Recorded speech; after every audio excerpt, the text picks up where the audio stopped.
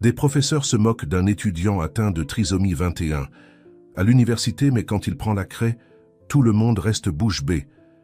Les étudiants se préparaient pour un autre cours rigoureux de calcul avancé, dispensé par la redoutable professeure Dr Hélène Lambert. L'ambiance était tendue, non seulement en raison de la difficulté de la matière, mais aussi à cause de la présence de professeurs invités qui assistaient au cours pour évaluer ses méthodes. Parmi les étudiants se trouvait Émile Martin, un jeune étudiant atteint de trisomie 21, qui était souvent sous-estimé par ses camarades et professeurs. Dès le premier jour, Émile avait dû faire face à des regards de doute et de mépris. Pour beaucoup, sa présence était une erreur, une anomalie dans un environnement où seuls les intellectuellement capables devraient se trouver. Le professeur adjoint, Dr Richard Blanchard, était l'un des plus sceptiques. Il ne cachait pas son opinion selon laquelle l'université devait être un espace d'excellence, pas de charité comme il avait l'habitude de dire dans les couloirs. Le cours commença par un défi. Une série d'équations complexes furent écrites au tableau blanc. Dr Lambert dirigeait le cours avec une confiance absolue, sa posture impeccable et son ton ferme, indiquant clairement que personne n'oserait la remettre en question. Mais Émile remarqua une erreur, petite mais cruciale. La résolution suivait un chemin incorrect qui compromettrait le résultat final. Il regarda autour de lui, mais aucun autre étudiant ne l'avait remarqué. Personne n'osait questionner. Dr Lambert. Émile prit une profonde inspiration et leva la main. Le silence dans la salle fut immédiat. La professeure haussa un sourcil, comme si elle connaissait déjà la réponse avant même qu'Émile ne parle. « Il y a une erreur dans la transformation, professeur », dit-il d'une voix ferme, malgré la nervosité qu'il ressentait intérieurement. La salle explosa en murmures. Blanchard sourit, attendant l'humiliation imminente. Dr Lambert, au lieu de répliquer immédiatement, regarda fixement Émile avant de le défier. « Vous êtes sûr, monsieur Martin ?» Sans hésiter, Émile confirma. La professeure se tourna vers le tableau et analysa ce qu'elle avait écrit. Le silence devint insupportable. Puis quelque chose d'inattendu se produisit. Elle réalisa qu'il avait raison. Néanmoins, elle ne pouvait pas permettre que son autorité soit remise en question. « Venez corriger alors, » dit-elle, en lui tendant le marqueur. « Cher auditeur, si vous appréciez l'histoire, profitez-en pour laisser un like et surtout vous abonner à la chaîne. Cela nous aide beaucoup, nous qui débutons. Maintenant, continuons. » Émile s'approcha calmement du tableau, prit le marqueur et sans hésiter corrigea l'erreur. Chaque trait sur le tableau était ferme, assuré. Personne ne pouvait nier. Dr Lambert recula, silencieuse. Les professeurs invités échangèrent des regards incrédules. Dr Blanchard, assis au fond de la salle, ajusta ses lunettes pour s'assurer de ce qu'il voyait. « Correct », dit finalement la professeure, avec un léger tremblement dans la voix, que peu remarquèrent. « Maintenant, retournez à votre place, s'il vous plaît. » Émile retourna à son bureau, sentant les regards de ses camarades sur lui. Certains admiratifs, d'autres méfiants. Rachel Dupont, l'une des rares étudiantes, qui l'avait toujours traité avec respect, lui sourit. Ce petit geste signifiait plus pour lui que n'importe quelle reconnaissance académique. Mais ce n'était que le début. Dans les jours qui suivirent, Émile fut inscrit, à son insu, à une compétition de mathématiques organisée par l'université. Il découvrit que certains professeurs avaient parié s'il réussirait à gagner ou non. Plus qu'un test de compétences, c'était une expérience sociale. Déterminé, Émile accepta le défi, même en sachant qu'il était utilisé. À la maison, dans le modeste appartement du quartier de Montmartre qu'il partageait avec sa mère, Madame Marie, Émile ne raconta ni l'incident ni la compétition. Madame Marie, qui travaillait comme infirmière à l'hôpital universitaire, faisait déjà face à suffisamment de difficultés. Depuis que le père d'Émile les avait abandonnés des années auparavant, en apprenant la trisomie de son fils, elle avait élevé le garçon seul, croyant toujours en son potentiel quand personne d'autre n'y croyait. « Comment s'est passé ton cours aujourd'hui, mon fils ?» demanda-t-elle en servant un dîner simple mais préparé avec amour. « Normal », répondit Émile, détournant le regard. Il ne voulait pas l'inquiéter. Pas encore. Le lendemain matin, Émile rencontra Rachel dans la cour de l'université. Elle était assise sur un banc lisant un livre d'analyse mathématique. « J'ai été impressionné hier, » dit-elle, fermant son livre quand il s'approcha. « Docteur Lambert, n'admets jamais ses erreurs. » Émile haussa les épaules. C'était juste une transformation incorrecte. Pour toi peut-être. Pour le reste d'entre nous, simples mortels, ces équations sont un cauchemar. Rachel hésita. Tu es au courant pour la compétition, n'est-ce pas? Émile acquiesça. Je l'ai appris ce matin. Il semble que je sois officiellement inscrit. Tu n'es pas obligé de participer si tu ne le veux pas. C'est clairement un piège. Je sais, dit-il, regardant l'horizon où la tour Eiffel se détachait contre le ciel bleu de Paris. Mais je vais participer quand même. Pourquoi? Parce que je ne le fais pas pour eux, je le fais pour moi. Et pour toutes les personnes qui, comme moi, ont été sous-estimées. Rachel sourit, admirant sa détermination. Alors je vais t'aider. Nous pouvons étudier ensemble pour la compétition. Ce qui a commencé comme des séances d'études à la bibliothèque de l'université s'est vite transformé en quelque chose de plus. Rachel découvrit qu'en plus d'un talent extraordinaire pour les mathématiques, Émile avait une perspective unique sur le monde. Sa façon de voir les problèmes était différente, innovante, alors que la plupart des étudiants suivaient des méthodes traditionnelles. Émile trouvait des raccourcis, des solutions élégantes que personne d'autre ne voyait. « Comment fais-tu cela » demanda-t-elle un jour, après qu'Émile eut résolu en quelques minutes un problème sur lequel elle travaillait depuis des heures. « Je vois des modèles » expliqua-t-il. « Les nombres, les formes, les séquences. Ils me parlent d'une manière que les mots ne peuvent pas. » Pendant ce temps, dans les coulisses de l'université, la compétition prenait l'allure d'un véritable spectacle. Dr Blanchard avait répandu parmi les professeurs qu'Émile était un imposteur, que sa réussite en cours était due à la chance. Dr Lambert, bien qu'ayant été corrigé publiquement, maintenait une posture ambiguë. Une partie d'elle voulait voir Émile échouer pour valider ses préjugés initiaux. Une autre partie, la scientifique en elle, était sincèrement curieuse des limites de ce jeune homme apparemment extraordinaire. Le professeur Moreau, du département de physique, présent le jour de l'incident en cours, avait une vision différente. Et s'il était réellement un prodige, nous avons déjà entendu parler de cas similaires. Les savants mathématiques sont rares, mais ils existent. C'est ridicule, rétorqua Blanchard. Nous parlons d'un jeune homme atteint de trisomie 21. Il y a des limitations cognitives bien documentées. La science s'est aussi déjà trompée auparavant, répondit Moreau. Tout comme vous vous trompez maintenant. La tension entre les professeurs ne fit qu'augmenter lorsque la rectrice de l'université, Dr Claire Dubois, apprit l'affaire. Elle y vit une opportunité unique, non seulement scientifique, mais aussi de marketing institutionnel.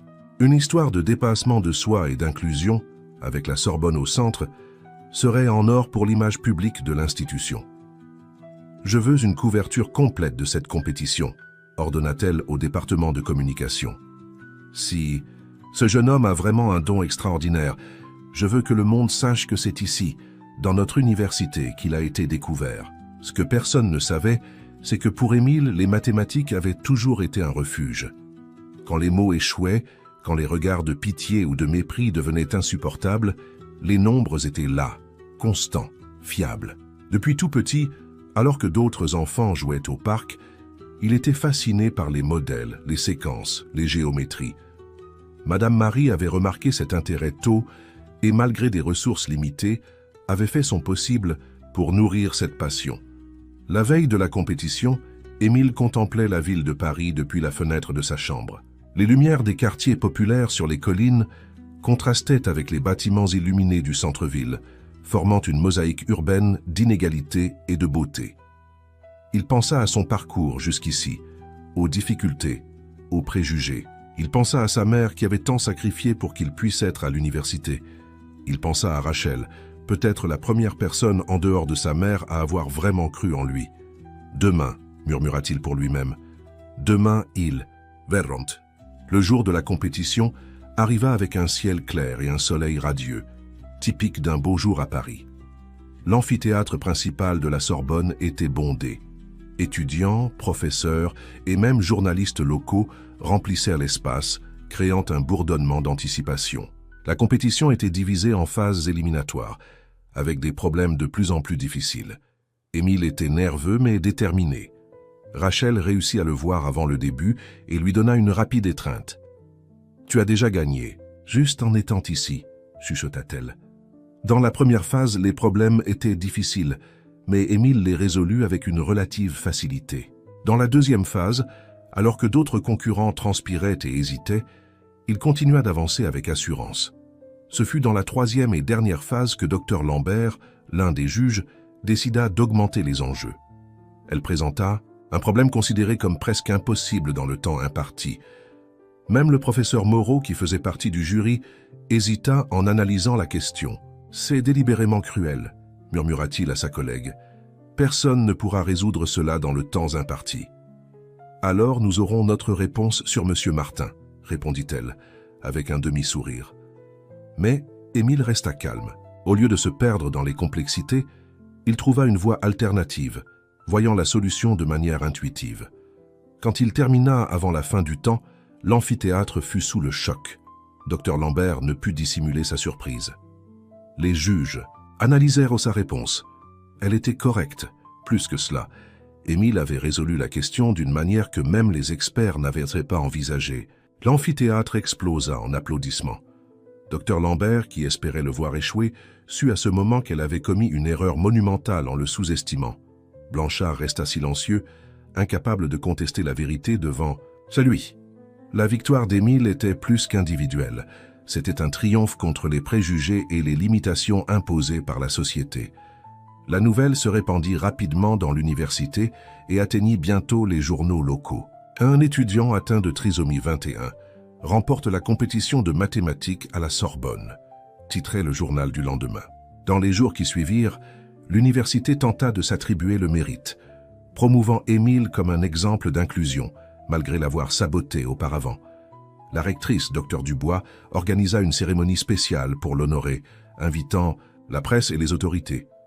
Pour elle, c'était une opportunité en or de présenter la Sorbonne comme une institution progressiste et inclusive. Ce que la rectrice n'avait pas prévu, c'était l'attitude d'Émile. Lorsqu'il fut invité à parler, il fut direct. « Je vous remercie pour cette reconnaissance, mais je ne peux m'empêcher de remarquer l'ironie. La même institution qui me célèbre maintenant est celle qui m'a questionné, testé et douté de moi depuis le premier jour. La véritable inclusion ne se produit pas lors de cérémonies comme celle-ci, mais dans les salles de classe, dans les couloirs, dans les interactions quotidiennes. » Le silence qui suivit fut assourdissant. La rectrice, visiblement mal à l'aise, tenta de reprendre le contrôle de la situation, mais le mal était fait. Les caméras avaient tout capturé. Pendant ce temps, d'autres étudiants commençaient à voir Émile comme un symbole de force, exigeant des changements dans l'environnement académique. Un groupe dirigé par Rachel commença à organiser des rencontres et des débats sur l'accessibilité et l'inclusion à l'université. Dr Lambert, dans un rare moment d'humilité, réunit la classe et admit « Le talent n'a pas de limite. » Émile, Martin nous l'a prouvé. Et moi, en tant qu'éducatrice, j'ai appris une leçon précieuse. Elle regarda directement Émile. « Je vous présente mes excuses pour ne pas avoir vu votre potentiel dès le début. » Dr Blanchard, cependant, était un cas à part. Son orgueil blessé ne lui permettait pas d'accepter la nouvelle réalité. Lors d'une réunion de département, il exprima ses préoccupations. « Nous abaissons nos standards. Un cas exceptionnel. Ne change pas les statistiques. L'université doit maintenir sa rigueur académique. » Le professeur Moreau ne laissa pas passer. « Le seul standard remis en question ici, Richard, c'est votre préjugé. La rigueur académique n'a jamais été en danger. Au contraire, Émile a élevé le niveau. » La discussion se poursuivit avec passion, reflétant des divisions plus profondes dans la société française sur les questions d'inclusion et de diversité. Pendant ce temps, étranger à ces batailles institutionnelles, Émile continuait ses études. Pour lui, les mathématiques n'avaient jamais été un outil pour prouver sa valeur. C'était sa passion, son langage particulier. Il n'avait pas besoin de la validation de quiconque. À la maison, Madame Marie, dont la santé s'était considérablement améliorée grâce à un traitement adéquat, observait les changements chez son fils avec un mélange de fierté et d'inquiétude. « Ne laisse pas cela changer qui tu es, mon fils, » dit-elle un soir pendant qu'il dînait. « Tu as toujours été spécial, bien avant toute compétition ou reconnaissance. » Émile sourit. « Je sais, maman, et c'est toi qui l'as toujours vu. En moi quand personne d'autre ne le voyait. » Rachel, qui était présente, sentit ses yeux s'embuer. La capacité d'Émile à transformer la douleur en compassion, le rejet en inclusion, était l'une des nombreuses raisons pour lesquelles elle l'aimait profondément. À l'université, la dynamique des cours avait complètement changé. Les étudiants qui ignoraient Émile auparavant cherchaient maintenant son aide.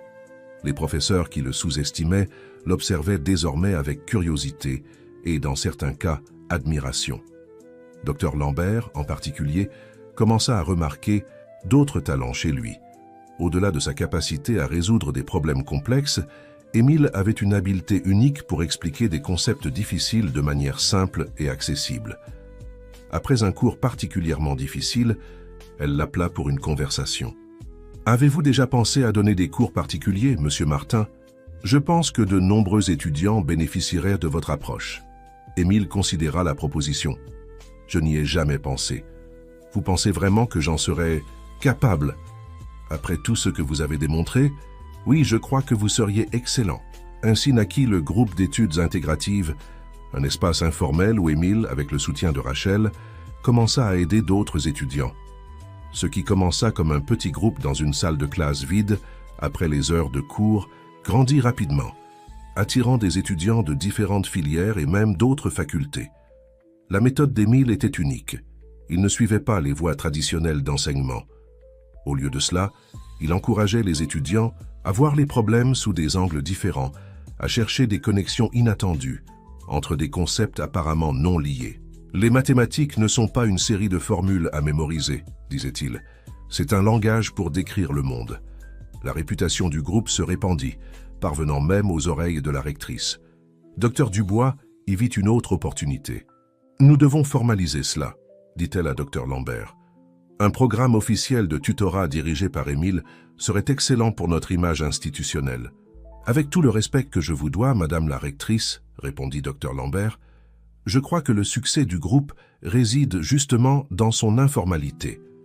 Émile a créé un environnement où les étudiants se sentent à l'aise pour explorer sans crainte de jugement. » Mais la rectrice insista, et bientôt des affiches apparurent dans toute l'université annonçant le programme de mentorat avancé en mathématiques, avec une mise en avant du nom d'Émile.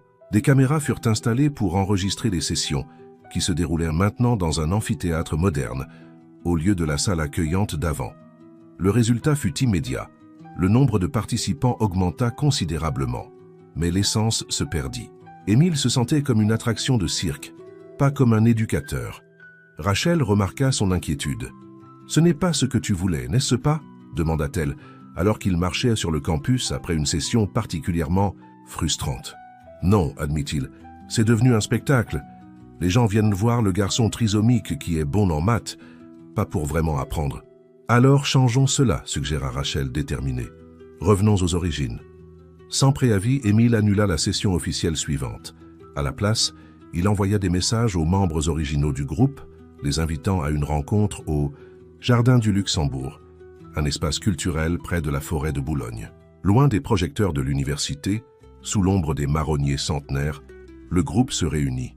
« Pas de caméra, pas de pression, pas d'attente, » annonça Émile. « Juste nous et les nombres. » La session fut revitalisante. Les étudiants se sentirent à l'aise pour poser des questions, faire des erreurs, explorer des idées sans crainte. Rachel observait, fière, comment Émile guidait le groupe avec un mélange parfait de rigueur et d'empathie. La rectrice, comme prévu, ne fut pas contente de ce changement. « C'est de l'insubordination, » déclara-t-elle lors d'une réunion avec Dr Lambert. « Nous avons utilisé des ressources de l'université pour structurer ce programme. Avec tout. » « Le respect que je vous dois, Madame la rectrice, » répondit la professeure. « Émile n'est pas un employé de l'université, c'est un étudiant, et il a tout à fait le droit de choisir comment partager ses connaissances. Il utilise notre plateforme, notre réputation, » insista la rectrice. « Non, Madame la rectrice, c'est l'université qui tente d'utiliser sa réputation, et c'est peut-être cela la véritable insubordination. » Pendant ce temps, Dr Blanchard faisait face à sa propre crise. Voyant le succès d'Émile, il commençait à remettre en question ses propres croyances et préjugés. En tant qu'homme de science, il ne pouvait ignorer l'évidence devant ses yeux. Émile Martin n'était pas seulement bon en mathématiques, malgré sa condition, il avait une perspective unique précisément à cause d'elle. Dans un geste surprenant, Blanchard apparut à l'une des sessions au Jardin du Luxembourg. Il s'assit discrètement au fond, observant. Émile le remarqua, mais continua la session normalement. À la fin, lorsque les étudiants commencèrent à se disperser, Blanchard s'approcha. « Monsieur Martin, commença-t-il, visiblement mal à l'aise, je suis venu observer votre méthode. Elle est assez non conventionnelle. » « Tout comme moi, professeur, » répondit Émile avec un léger sourire. « Oui, eh bien, Blanchard hésita. Je voulais dire que, peut-être ai-je, reconsidéré certaines de mes positions. Ce n'était pas exactement des excuses, mais pour Blanchard, c'était un pas énorme. Émile comprit l'effort et acquiesça. « Merci d'être venu, professeur. Vous êtes toujours le bienvenu. » La nouvelle. Que Dr Blanchard, connu pour son conservatisme académique, avait approuvé la méthode d'Émile se répandit rapidement. Cela, combiné aux résultats impressionnants que les étudiants du groupe commençaient à obtenir aux examens et compétitions, attira l'attention de la communauté académique nationale. Des invitations pour des conférences commencèrent à arriver. Des universités de Lyon, Marseille, Bordeaux voulèrent qu'Émile partage son expérience, mais il refusa la plupart, préférant se concentrer sur ses études et sur le groupe qu'il avait formé. « Tu pourrais voyager dans tout le pays, peut-être même dans le monde entier », commenta Rachel, alors qu'ils étudiaient ensemble à la bibliothèque. « Pourquoi refuser ? Cher auditeur, si vous appréciez l'histoire, profitez-en pour laisser un like et surtout vous abonner à la chaîne. Cela nous aide beaucoup, nous qui débutons. Maintenant, continuons. Parce que ce n'est pas ce que je veux, répondit-il. Simplement, je ne veux pas être un symbole ou une inspiration. Je veux juste être Émile, étudier ce que j'aime, aider ceux que je peux. » Rachel sourit, admirant encore plus son authenticité. Ce qui avait commencé comme un partenariat d'études avait évolué vers une amitié profonde et maintenant quelque chose de plus. Il y eut un moment de silence entre eux, rempli de non-dits. « Émile, » commença-t-elle hésitante, « as-tu déjà pensé à nous? Je veux dire au-delà d'amis et partenaires d'études. » Émile la regarda, surpris. « Je pensais que tu me voyais seulement comme un ami. » « Au début, oui, mais en te connaissant, en voyant ta perspective unique sur le monde, ta gentillesse, cela a changé. » Émile sentit son cœur s'accélérer. Il avait des sentiments pour Rachel depuis des mois, mais n'avait jamais imaginé qu'ils seraient réciproques. D'après son expérience, les personnes comme lui étaient rarement considérées, comme des partenaires romantiques potentiels. « J'éprouve aussi quelque chose pour toi, » admit-il finalement. « Mais j'ai peur. Le monde n'est pas gentil avec les relations comme la nôtre. »« Depuis quand nous soucions-nous de ce que le monde pense ?» répondit-elle, prenant sa main sur la table. « Nous avons déjà affronté des préjugés ensemble avant. Nous pouvons en affronter d'autres. » Tandis qu'Émile et Rachel exploraient cette nouvelle dimension de leur relation, l'université faisait face à des pressions externes. Le ministère de l'Éducation nationale avait pris connaissance de l'affaire et manifesté son intérêt à utiliser l'histoire d'Émile comme modèle pour des politiques nationales d'inclusion. La rectrice y vit une opportunité de réparer son image après les désaccords précédents.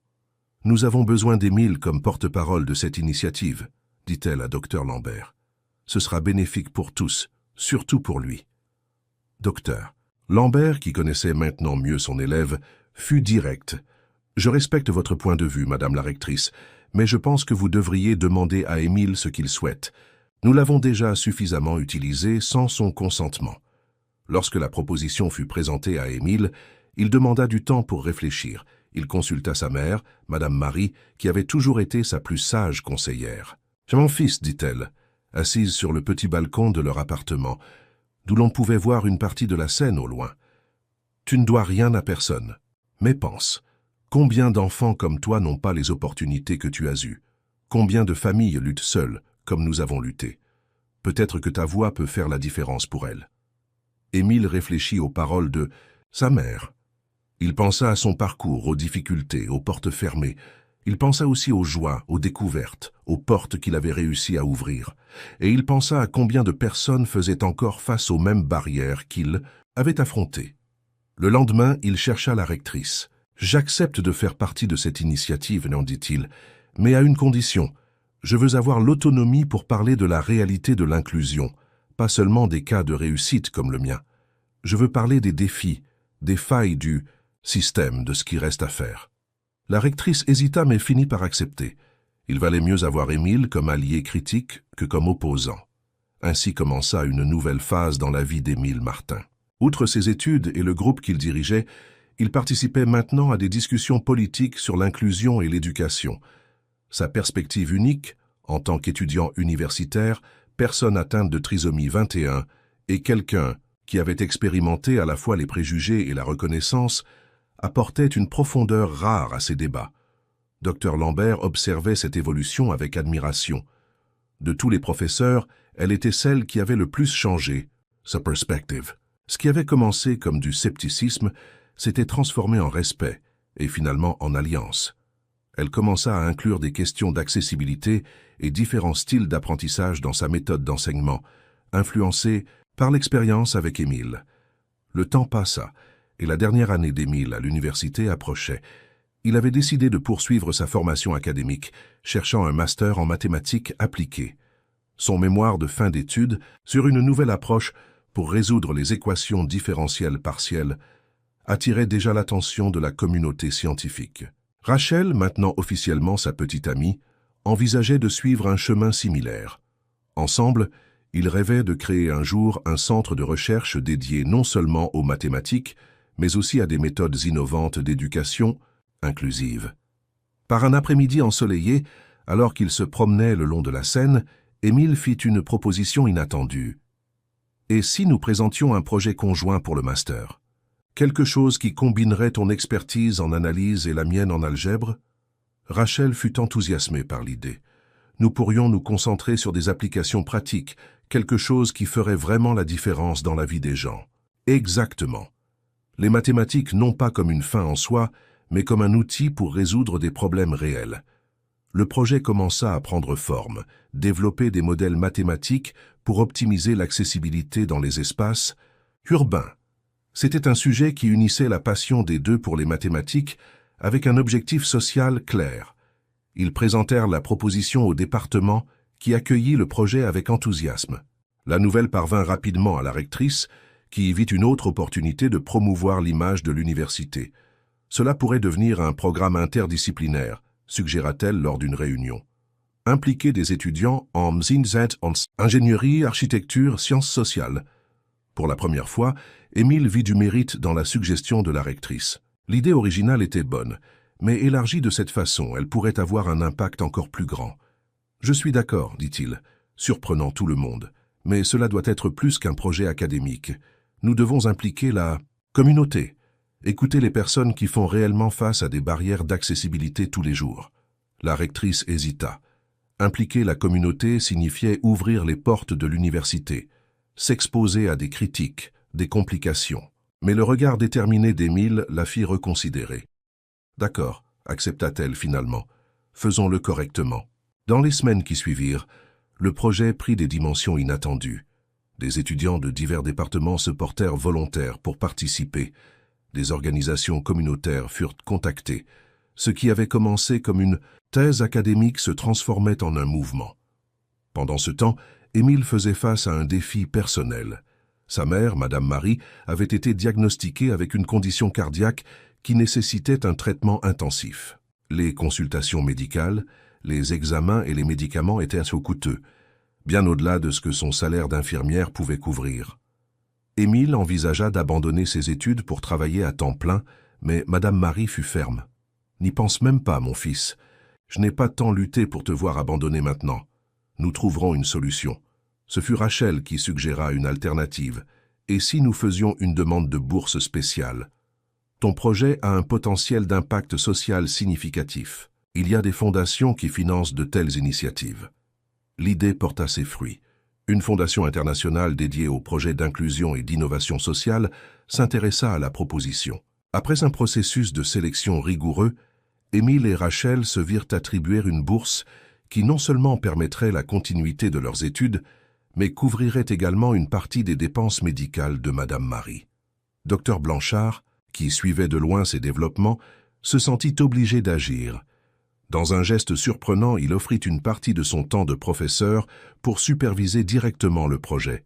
« Je crois que je peux contribuer avec mon expérience en modélisation. »« Mathématiques, » dit-il, essayant de paraître désinvolte, bien que tous perçussent la signification de ce geste. « Docteur, juste de l'empathie. » Cet incident marqua un tournant dans le projet. Dr Blanchard, touché par l'expérience, devint un défenseur inattendu de la cause. Il commença à revoir sa propre méthode d'enseignement, cherchant des moyens de la rendre plus inclusive. Dr Lambert, déjà aligné avec la cause, unit ses forces avec lui pour proposer des changements curriculaires plus larges dans le département. La rectrice, voyant le potentiel d'impact positif, décida de porter la proposition au conseil universitaire. Ce qui a commencé comme un projet de 2 étudiants peut devenir une politique institutionnelle, argumenta-t-elle, une véritable révolution dans la façon dont nous pensons et pratiquons l'éducation inclusive. Le conseil universitaire, historiquement conservateur, se montra initialement réticent. Des questions de budget, de praticité et de maintien de la rigueur académique furent soulevées comme obstacles, mais la rectrice était préparée. Avec les données du projet pilote, elle démontra que l'inclusion, lorsqu'elle est faite sérieusement et non comme une simple formalité, bénéficiait à tous. Les étudiants handicapés obtenaient de réelles opportunités, tandis que les autres développaient empathie et créativité dans un environnement plus diversifié. À la surprise de tous, Dr Blanchard demanda la parole pendant la réunion. « Messieurs, commença-t-il, regardant les collègues conservateurs qui auparavant auraient trouvé en lui un allié, j'étais le plus grand sceptique de ce projet. Je croyais que nous sacrifions l'excellence au nom d'une idéologie. Mais les données ne mentent pas. Les résultats sont devant nous. Et plus important encore, j'ai été témoin de l'impact de mes propres yeux. Ce n'est pas de l'idéologie, c'est de la science, c'est de l'humanité. Et si nous, en tant qu'institution d'enseignement, ne sommes pas disposés à apprendre et à évoluer, alors nous avons échoué dans notre mission la plus fondamentale. » Le discours inattendu de Blanchard changea la donne. Le Conseil, encore avec quelques réserves, approuva la création d'un centre d'études en éducation inclusive à la Sorbonne, avec Émile et Rachel comme chercheurs fondateurs sous la supervision conjointe de Dr Lambert et de Dr Blanchard. La nouvelle se répandit rapidement dans la communauté académique nationale. D'autres universités commencèrent à manifester leur intérêt pour reproduire le modèle. Le ministère de l'Éducation nationale invita Émile à participer à un comité consultatif sur les politiques d'inclusion dans l'enseignement supérieur. Pour Émile, cependant, la plus grande réussite ne résidait pas dans les reconnaissances officielles, mais dans les petits impacts quotidiens. Comme lorsque Lucas, le garçon qu'il avait rencontré lors de la visite, commença à fréquenter des ateliers de mathématiques le samedi à l'université.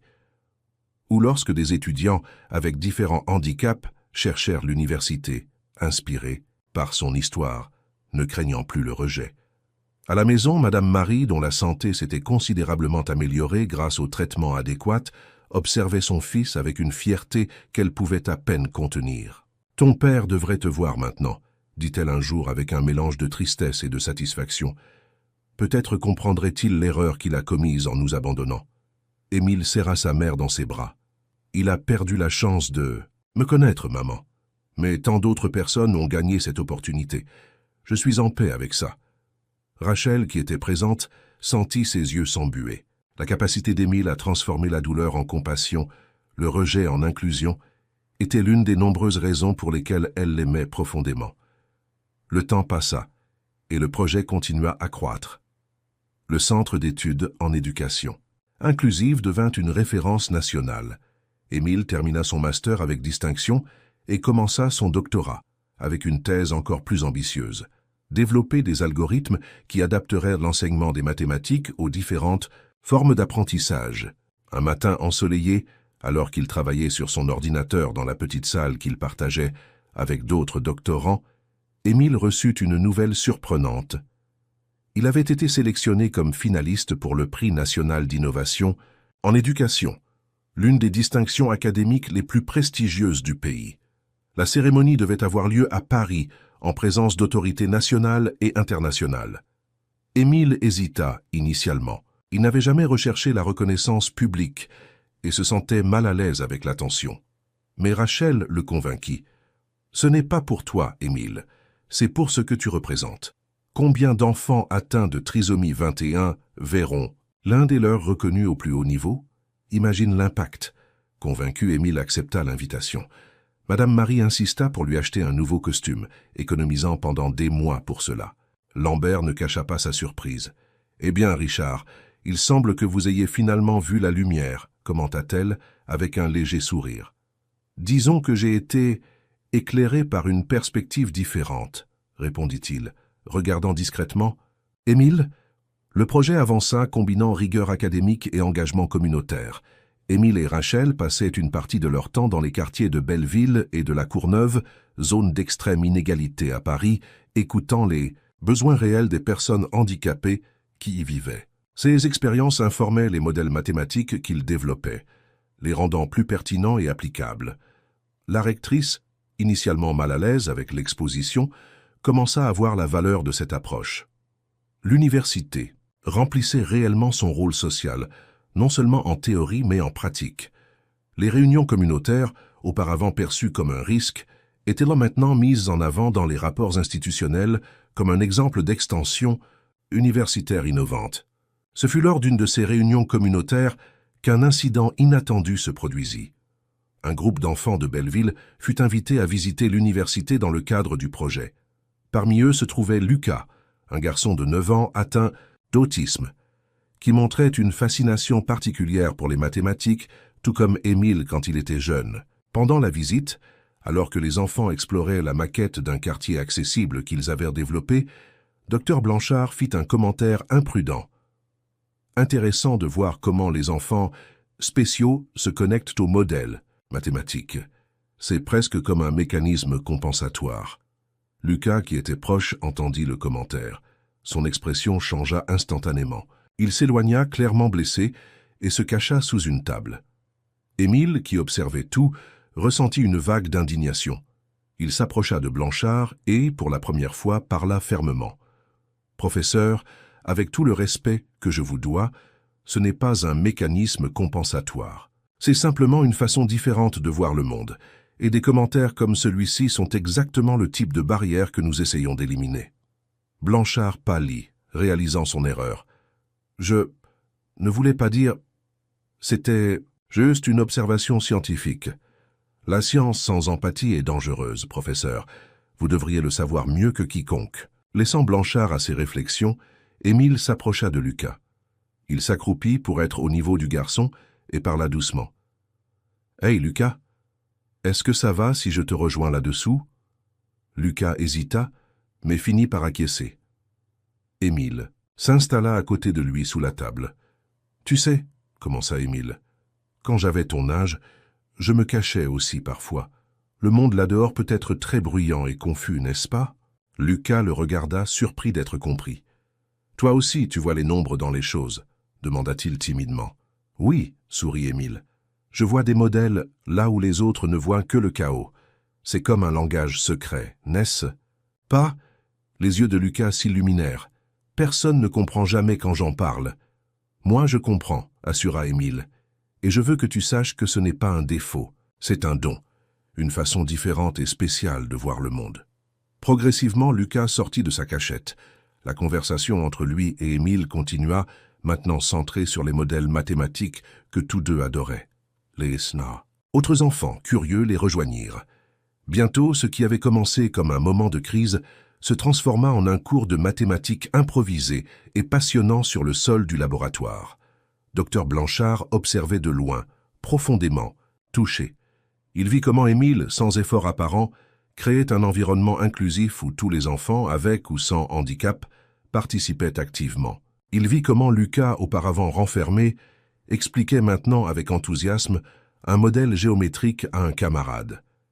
Et il vit, finalement, ce qu'Émile essayait de montrer depuis le début, que l'inclusion ne consistait pas à faire des concessions, mais à reconnaître et valoriser différentes façons d'exister et d'apprendre. Après la visite, Blanchard chercha Émile. « Monsieur Martin, » commença-t-il, visiblement mal à l'aise, « je tiens à m'excuser pour mon commentaire. C'était inapproprié et reflète une pensée dépassée que, apparemment, je n'ai pas encore complètement abandonnée. » Émile acquiesça, acceptant les excuses. « Le changement est un processus, professeur. Nous sommes tous en train d'apprendre. » « Ce que vous avez fait avec ce garçon, » continua Blanchard, « était extraordinaire. Vous l'avez compris d'une manière que moi, avec toutes mes années d'expérience académique, je n'aurais pas pu. Parce que j'ai été à sa place expliqua simplement Émile. Il n'est pas nécessaire d'avoir la trisomie 21 pour comprendre la douleur d'être exclu. Rachel l'aida à préparer un discours, au cas où il gagnerait. La soirée de la cérémonie arriva. L'Opéra Garnier à Paris était rempli d'universitaires, de politiciens et de faiseurs d'opinion. Émile, assis entre Rachel et sa mère, sentait son cœur battre fort. Quand son nom fut annoncé comme le vainqueur, le public éclata en applaudissements. Montant sur scène, Émile fit face à la mère de visage.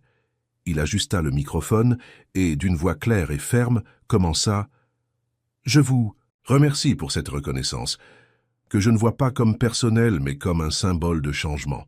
À ma naissance, le médecin a dit à ma mère que je ne fréquenterais jamais une école ordinaire.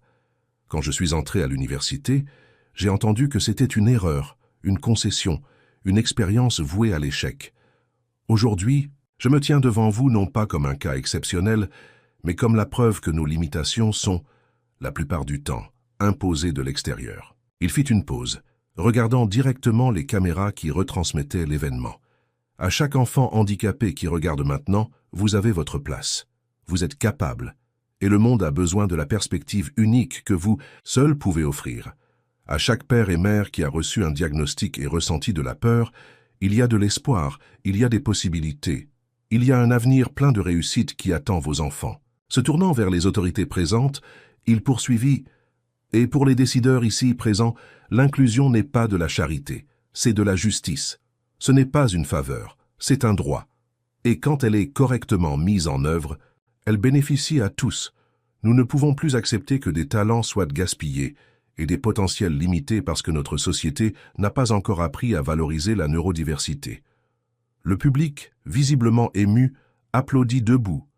Lorsqu'il conclut, ce prix ne marque pas la fin d'un voyage, mais le début d'un autre. Il reste encore beaucoup à faire. Et avec la collaboration de tous, universités, gouvernements, société civile, nous pouvons construire une France véritablement inclusive, où chaque personne, indépendamment de ses caractéristiques, peut réaliser son plein potentiel. En retournant à sa place, Émile fut surpris par un homme âgé qui s'approcha timidement. C'était le médecin qui, 25 ans plus tôt, avait dit à Madame Marie que son fils n'aurait jamais une vie académique normale. « Monsieur Martin, dit-il, la voix émue, j'avais tort, et je ne me suis jamais senti aussi heureux d'avoir eu tort dans ma vie. » Émile sourit et tendit la main. « Il ne s'agit pas d'avoir raison ou tort, docteur. Il s'agit d'être prêt à changer quand les preuves l'indiquent. » Après la cérémonie, à l'hôtel, Émile réfléchissait à l'ironie de son parcours. Le même système qu'il avait exclu le célébrait maintenant. Les mêmes experts qui avaient douté de son potentiel le citaient maintenant comme exemple. Il y avait là une leçon puissante, sur la résistance, sur la transformation, sur le pouvoir d'une seule personne à changer tout un système de l'intérieur. Rachel le rejoignit sur le balcon, contemplant l'horizon de Paris. « À quoi penses-tu » demanda-t-elle en lassant sa taille. « À comment nous en sommes arrivés là » répondit-il. À comment ce qui a commencé par une simple erreur mathématique corrigée en cours s'est transformé en c'est tout cela. Ce n'était pas l'erreur, corrigea-t-elle doucement. C'était ton courage de la signaler. C'était ton refus d'être moins que ce que tu es. Émile sourit. Et c'était toi, croyant en moi quand peu y croyaient. Cette nuit-là, sous le ciel étoilé de la capitale française, Émile Martin se fit une promesse. Il continuerait à lutter non seulement pour sa propre trajectoire, mais pour tous ceux qui, comme lui, faisaient face à des barrières apparemment insurmontables. Parce qu'il avait appris que les limitations les plus difficiles à surmonter n'étaient pas celles qui viennent de l'intérieur, mais celles imposées par une société encore prisonnière de préjugés et de stéréotypes. De retour à Paris, une surprise l'attendait.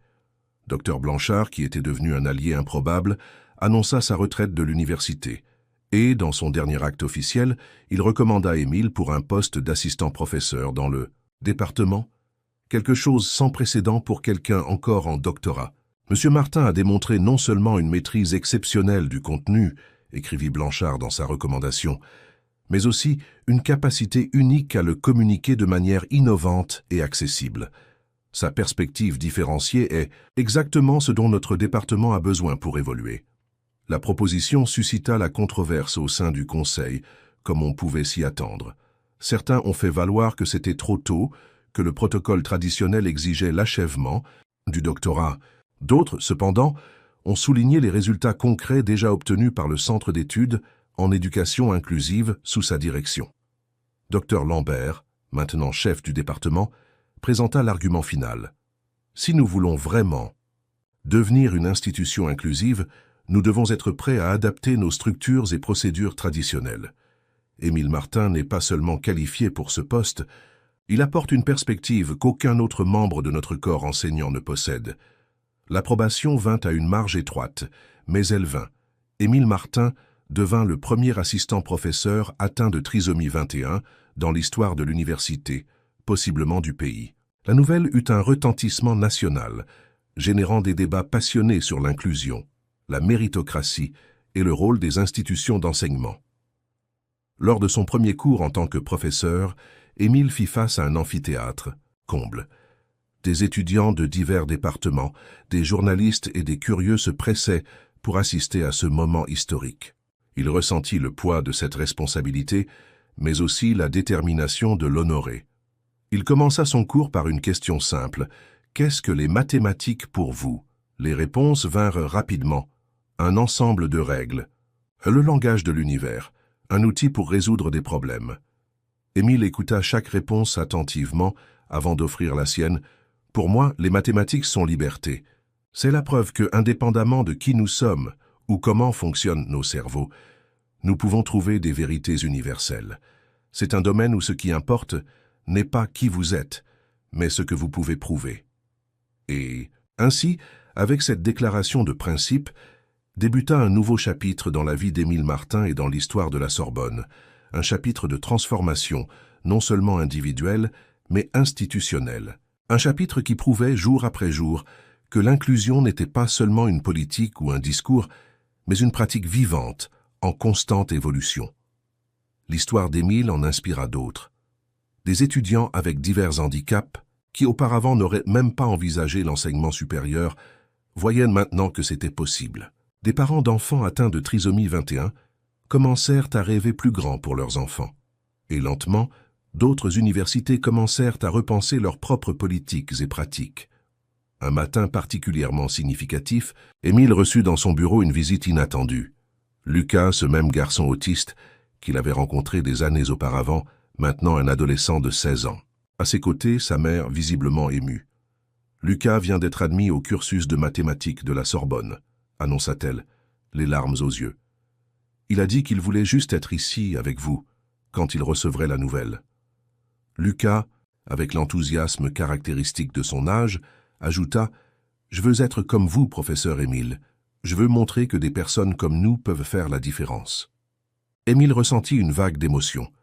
Il vit dans ce jeune homme un reflet de lui-même, des années auparavant. Il vit le cycle se compléter. Il vit la véritable signification de son travail. Non seulement ouvrir des portes pour lui-même, mais les maintenir ouvertes pour ceux qui viendraient après. « Lucas, dit-il, la voix émue, tu n'as pas besoin d'être comme moi. Tu as juste besoin d'être toi-même, avec toute la brillante singularité que cela implique, et c'est déjà extraordinaire. » Ce soir-là, rentrant chez lui avec Rachel, maintenant son épouse, Émile réfléchissait au parcours qu'il avait mené jusque-là. Des regards de doute aux applaudissements, des portes fermées aux opportunités, de ceux qui doutaient à ceux qui croyaient. C'était une histoire de transformation, non seulement la sienne, mais celle de tout un environnement, de toute une mentalité. Et tandis que le soleil se couchait sur la Seine, teintant le ciel de Paris de nuances orange et rose, Émile Martin sut qu'il était exactement où il devait être, faisant exactement ce qu'il devait faire, non pas comme une exception ou un symbole, mais comme un éducateur, un chercheur, un être humain plein dans ses capacités et potentialités. Dans son appartement toujours modeste, mais désormais situé plus près de l'université, Madame Marie attendait son fils et sa belle-fille pour le dîner. Sur la table, un gâteau spécial. Cela faisait exactement 10 ans depuis ce jour fatidique au cours du docteur Lambert, quand un jeune étudiant atteint de trisomie 21 avait osé corriger une professeure redoutée. « Au courage !» porta un toast Rachel, levant son verre. « À la persévérance !» compléta Madame Marie. « À la transformation !» conclut Émile. « Pas seulement la nôtre, mais celle de tout un système qui, lentement, apprend à valoriser la diversité non pas comme un obstacle, mais comme une force. » Et tandis qu'ils partageaient histoires et rires, sous la douce lumière de la salle. À manger, une certitude flottait dans l'air. La véritable inclusion ne se mesure pas par des lois ou des politiques, mais par des vies transformées, par des portes ouvertes, par des potentiels réalisés. Et en ce sens, le parcours d'Émile Martin n'était que le début d'une révolution silencieuse, mais profonde, dans le système éducatif français. Fin de l'histoire, cher auditeur. Qu'avez-vous pensé de l'histoire d'Émile? Avez-vous déjà été témoin ou vécu des situations de préjugés dans des environnements éducatifs? Croyez-vous que notre société évolue sur la question de l'inclusion? Partagez votre opinion dans les commentaires. Cette narration nous fait réfléchir sur la façon dont nous jugeons les gens uniquement sur les apparences ou les conditions, sans connaître leur véritable potentiel. N'oubliez pas de laisser votre like et surtout de vous abonner à la chaîne pour suivre d'autres histoires inspirantes comme celle-ci. Votre présence et vos retours sont essentiels pour que nous continuions à apporter des contenus qui émeuvent et font réfléchir.